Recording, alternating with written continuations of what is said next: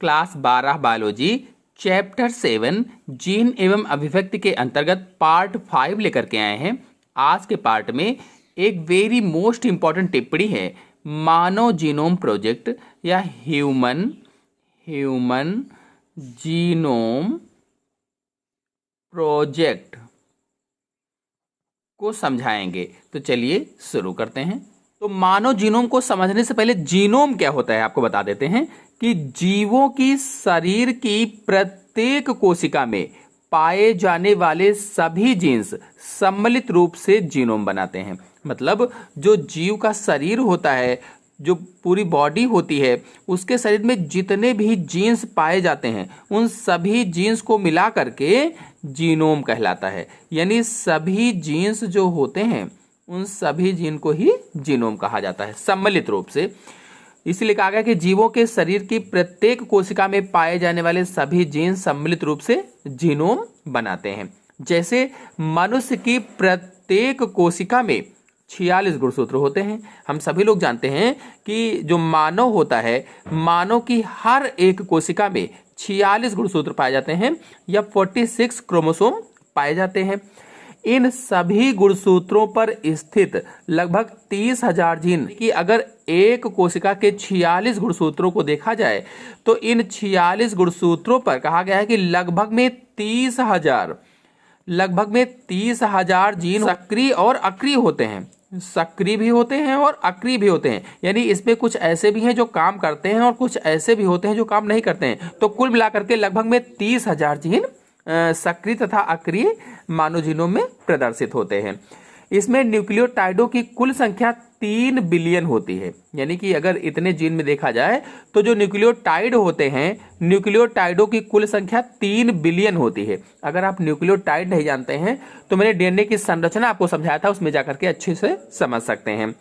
आपको बता दें कि किसी जाति की एक आबादी के सभी जीवों के जीनोम मिलकर जीन पूल बनाते हैं। अगर कहीं परीक्षा में जीन पूल पूछ ले कि जीन पूल किसे कहा जाता है, तो कोई भी जाति है, किसी जाति की एक आबादी के सभी जीवों के जीनोम मिलकर के जीन पूल का निर्माण करते हैं।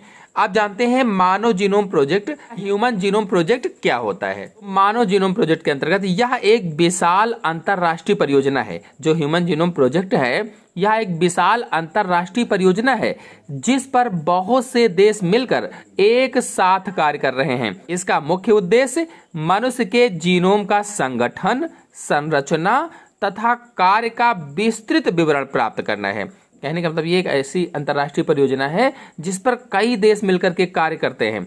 और इसका उद्देश्य क्या है, तो मनुष्य के जीनोम का संगठन क्या है, इसकी संरचना कैसी है और ये क्या क्या कार्य करता है, इसका विस्तृत रूप से पूरी तरह से ज्ञान प्राप्त करना है। तथा मानव के सभी 23 गुणसूत्रों में पाए जाने वाले डीएनए में न्यूक्लियोटाइड्स के अनुरूप को निर्धारित करना भी होता है। यानी कि उसी के साथ साथ विवरण तो प्राप्त करना ही है, संगठन तो ज्ञात करना है, संरचना तो जानना ही है। उसी के साथ साथ मानव के सभी 23 गुणसूत्रों में पाए जाने वाले 23 जोड़ी यहाँ लिखा होना चाहिए, क्योंकि 46 गुणसूत्र होते तो 23 जोड़ी गुणसूत्रों में पाए जाने वाले डीएनए में न्यूक्लियोटाइड्स के अनुक्रम को निर्धारित करना भी उद्देश्य है इसका। इस कार्य के अंतर्गत मनुष्य के गुणसूत्रों पर पाए जाने वाले सभी जीन का कार्य पता करके एक संपूर्ण जीव के विषय में जानकारी प्राप्त हो जाएगी। यानी अगर सभी जीनों के बारे में जानकारी मिल गई तो एक संपूर्ण जीव के बारे में पूरी जानकारी प्राप्त हो जाएगी। फिर आप जानते हैं कि मानव जीनोम प्रोजेक्ट के उद्देश्य कौन कौन से होते हैं। तो मानव जीनोम प्रोजेक्ट के उद्देश्यों के अंतर्गत पहला उद्देश्य है इस प्रोजेक्ट में वैज्ञानिकों को 3×10⁹ बेस पेयर का अनुक्रम निर्धारित करना और उनका विभिन्न जीन व गुणसूत्रों में संबंध स्थापित करना है। मतलब ये जो मानव जीनोम प्रोजेक्ट है इसमें वैज्ञानिकों को 3×10⁹ बेस पेयर का अनुक्रम निर्धारित करना, सीक्वेंस निर्धारित करना है और उनका विभिन्न जीनों तथा गुणसूत्रों में संबंध क्या होता है ये भी स्थापित करना है। फिर दूसरा है विभिन्न जीन व शारीरिक लक्षणों में परस्पर अध्ययन करना। जो जीन हैं वह जीन शरीर का कौन कौन सा लक्षण प्रदर्शित कर रहे हैं, उनमें क्या क्या संबंध है, इसको भी निर्धारित करना होता है। फिर तीसरा उद्देश्य है उपर्युक्त सभी सूचनाओं को इस प्रकार संचित करना कि आवश्यकता अनुसार उन्हें सरलता से प्राप्त किया जा सके। मतलब जितनी भी सूचनाएं हैं उनको इस प्रकार से एकत्रित करना, इकट्ठा करना कि जब भी जरूरत पड़े तो उन्हें आसानी से प्राप्त किया जा सके या आसानी से वो मिल जाएं। फिर है मानव जीनोम प्रोजेक्ट का इतिहास। तो सन 1983 ईस्वी में फ्रांस के नील डॉसट ने मानव जीनोम परियोजना के विषय में सोचा। मतलब 1983 में जो नील डॉसट थे, इन्होंने ह्यूमन जीनोम प्रोजेक्ट के विषय में सोचा और उस वक्त वह ह्यूमन ल्यूकोसाइड एंटीजन सिस्टम पर कार्य कर रहे थे। ह्यूमन ल्यूकोसाइड एंटीजन सिस्टम, इस कार्य से मुख्यतः अंग प्रत्यारोपण कार्य में सहायता मिली, जो ऑर्गन ट्रांसप्लांट होता है उसमें हेल्प मिली। सन 1988 में मानव जीनोम प्रोजेक्ट का office national institute of health स्थापित किया गया। 1988 में मानव जीनोम प्रोजेक्ट का ऑफिस स्थापित किया गया, नेशनल इंस्टीट्यूट ऑफ हेल्थ, और जेम्स वाटसन को इसका अध्यक्ष बनाया गया। जो जेम्स वाटसन थे उनको इसका अध्यक्ष बनाया गया। और 1 अक्टूबर सन 2015 को मानव जीनोम प्रोजेक्ट की 25वीं वर्षगांठ, ये एक जानकारी है आपके लिए कि 1 अक्टूबर 2015 मानव जीनोम प्रोजेक्ट की 25वीं वर्षगांठ मनाई गई थी 1 अक्टूबर को। जानते हैं मानव जीनोम प्रोजेक्ट के लक्ष्य कौन कौन से हैं। तो पहला है मानव जीनोम के सभी 3 बिलियन बेस पेयर का क्रम निर्धारित करना। जो 3 बिलियन बेस पेयर हैं, नाइट्रोजन बेसेस हैं, इनका क्रम निर्धारित करना, सीक्वेंस निर्धारित करना, और इसे डीएनए मैपिंग कहा जाता है। अगर परीक्षा में पूछ ले कि डीएनए मैपिंग क्या होती है तो आप बताएंगे कि जो ह्यूमन जीनोम है उसके 3 बिलियन बेस पेयर का क्रम निर्धारित करना ही डीएनए मैपिंग कहलाता है। दूसरा है ज्ञात बेस पेयर अनुक्रमों को, यहाँ पर अनुक्रमों के बाद होना चाहिए 20,000 से 25,000, 20,000 से 25,000 अथवा अधिक जीन में स्थान निर्धारित करना। ज्ञात बेस पेयर अनुक्रमों को 20,000 से 25,000 अथवा अधिक जीन में स्थान निर्धारित करना, ये जीन सीक्वेंसिंग कहलाता है, जीन सीक्वेंसिंग। फिर अगला है ईस्ट कृत्रिम गुणसूत्रों तथा बैक्टीरियल कृत्रिम गुणसूत्रों में मानव डीएनए खंडों की क्लोनिंग करके मानव जीनोम में मैप तैयार करना, ये जीन मैपिंग कहलाता है। जो ईस्ट है इसके कृत्रिम गुणसूत्रों में, जो बैक्टीरिया है उसके कृत्रिम गुणसूत्रों में मानव डीएनए खंडों की क्लोनिंग करवा करके मानव जीनोम में मैप तैयार करना, यानी कि जीन मैपिंग कहलाता है। फिर अगला हो जाएगा विभिन्न प्रकार के रोगों की पहचान के लिए परीक्षण विधि का निर्धारण करके उन रोगों का समुचित निदान करना। यानी जो विभिन्न प्रकार के रोग पाए जाते हैं उनकी पहले जानकारी कर ली जाएगी और फिर जानकारी करने के बाद में उन रोगों का पूरी तरह से निदान हो सकेगा। फिर अगला है सामाजिक, नैतिक, औषधिक तथा जातीय मुद्दों से संबंधित प्रश्नों का समाधान व्यक्तिगत जीनोम की सूचना के आधार पर करना।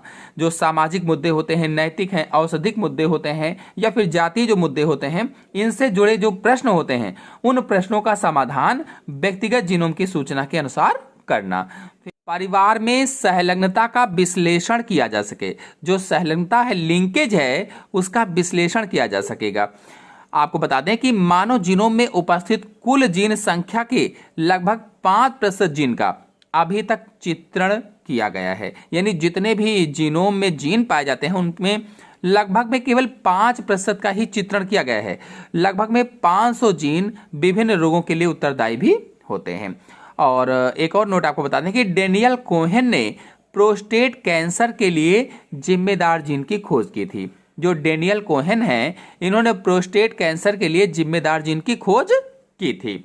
अब चलिए जानते हैं कि मानव जीनोम प्रोजेक्ट की प्रमुख विशेषताएं कौन कौन सी होती हैं। तो पहली विशेषता है मानव जीनोम में 3 बिलियन से अधिक न्यूक्लियोटाइड होते हैं। जो मानव का जीनोम है, ह्यूमन जीनोम है, इसमें 3 बिलियन से अधिक न्यूक्लियोटाइड होते हैं, पहली विशेषता हो गई। फिर दूसरी है सामान्यतः एक मानव जीन में लगभग 3,000 न्यूक्लियोटाइड होते हैं। अगर एक मानव जीन की बात की जाए तो एक मानव जीन में या एक जीन में लगभग में 3,000 न्यूक्लियोटाइड होते हैं। सबसे बड़ी जीन डिस्ट्रोफिन में 2.4 करोड़ क्षार युगल होते हैं। जो सबसे बड़ी जीन है डिस्ट्रोफिन, उसमें 2.4 करोड़ क्षार युगल पाए जाते हैं। फिर अगला है ह्यूमन जीनोम में लगभग 30,000 क्रियात्मक जीन होते हैं। जो ह्यूमन जीनोम है इसमें लगभग में 30,000 क्रियात्मक जीन होते हैं और मानव जीनोम का लगभग 2% भाग ही प्रोटीन को कोडित करता है या प्रोटीन कोडन से संबंधित है। मानव जीनोम में एकल न्यूक्लियोटाइड बहुरूपता के 1.4 मिलियन अंतर होते हैं। एकल न्यूक्लियोटाइड बहुरूपता के प्रथम गुणसूत्र पर सबसे अधिक जीन व द्वितीय गुणसूत्र पर सबसे कम जीन होते हैं। पहले गुणसूत्र जो होता है उस पर सबसे अधिक जीन होते हैं और जो दूसरा गुणसूत्र होता है उसमें सबसे कम जीन पाए जाते हैं। चलिए मानव जीनोम प्रोजेक्ट की उपयोगिता को समझा देते हैं। तो किसी मनुष्य या मानव समूह की आनुवांशिक वंशावली को निर्धारित किया जा सकता है, यानी कि उसकी आनुवांशिक वंशावली क्या है ये मानव जीनोम प्रोजेक्ट की सहायता से निर्धारित किया जा सकता है। फिर अगला है मनुष्य में रोग उत्पन्न करने वाले जीन में न्यूक्लियोटाइड के अनुक्रम का पता लगा सकते हैं। जो मनुष्य में रोग उत्पन्न करते हैं जीन, उनके न्यूक्लियोटाइड के अनुक्रम का पता लगाया जा सकता है। अनेक आनुवांशिक रोगों को पहचाना जा सकता है। जो अनेक जेनेटिक डिसीजेस होती हैं उनको पहचाना जा सकता है, जैसे फिनाइलकीटोनुरिया, एल्केप्टोनुरिया, सिकल सेल एनीमिया है, हीमोफीलिया है, वर्णांतता है, शुगर, ये भी आनुवांशिक रोग होते हैं। तो इनको सबको पहचाना जा सकता है। मनुष्य में रोग प्रवृत्तियों को पहचाना जा सकता है। रोग की प्रवृत्ति क्या है इस चीज को भी ह्यूमन जीनोम प्रोजेक्ट के माध्यम से पहचाना जा सकता है। फिर अगला है आनुवांशिक प्रवृत्ति के अनुरूप प्रत्येक व्यक्ति के लिए कस्टम ड्रग्स बनाई जा सकती है, यानी उस व्यक्ति की आनुवांशिक प्रवृत्ति क्या है, कौन सा रोग होने वाला है, इस चीज को देख करके उसके लिए कस्टम ड्रग्स, उसके लिए पर्सनल दवाई बनाई जा सकती है। फिर अगला है जीन थेरेपी विधि द्वारा आनुवांशिक रोगों का उपचार किया जा सकता है। जो जीन थेरेपी विधि है जिसमें एक जीन को हटाकर दूसरा जीन लगाया जाता है उसे जीन थेरेपी कहा जाता है। तो जीन थेरेपी विधि के द्वारा जो जेनेटिक डिसीजेस होती हैं, आनुवांशिक रोग होते हैं, उनका उपचार किया जा सकता है। फिर अगला है हत्या अथवा बलात्कार अपराध को पहचाना जा सकता है। हत्या अथवा बलात्कार जैसे जो अपराध होते हैं इनको पहचाना जा सकता है। फिर अगला है विवादग्रस्त वल्दियत का समाधान निकाला जा सकता है, उनका भी समाधान इसकी सहायता से निकाला जा सकता है। तो इस प्रकार से आज के वीडियो में मैंने ह्यूमन जीनोम प्रोजेक्ट को समझाया। आशा है आपको अच्छी तरह समझ में आया होगा। समझ में आया हो तो वीडियो को लाइक कीजिए, अपने दोस्तों में शेयर कीजिए और चैनल पर पहली बार आए हैं तो चैनल को सब्सक्राइब भी कर लीजिए। धन्यवाद।